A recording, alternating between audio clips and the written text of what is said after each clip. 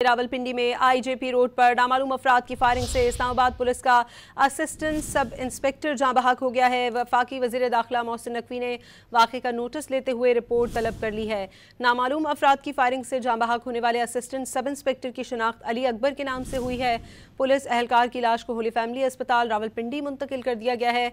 Islamabad police का कहना है कि पुलिस एहलकार पर फायरिंग के वाक़े की तहकीकात की जा रही हैं। वज़ीर दाखिला मोहसिन नकवी ने शहीद ASI अली अकबर को खिराज अकीदत पेश करते हुए IG इस्लामाबाद से रिपोर्ट तलब कर ली है। उन्होंने मुलव्वस मुल्ज़िमान की जल्द गिरफ्तारी का हुक्म दिया है।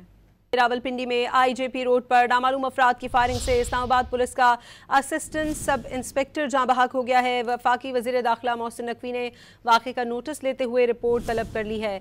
नामालूम अफराद की फायरिंग से जाँ बहक होने वाले असिस्टेंट सब इंस्पेक्टर की शनाख्त अली अकबर के नाम से हुई है। पुलिस एहलकार की लाश को होली फैमिली अस्पताल रावलपिंडी मुंतकिल कर दिया गया है। इस्लामाबाद पुलिस का कहना है कि पुलिस एहलकार पर फायरिंग के वाक़े की तहकीकात की जा रही हैं।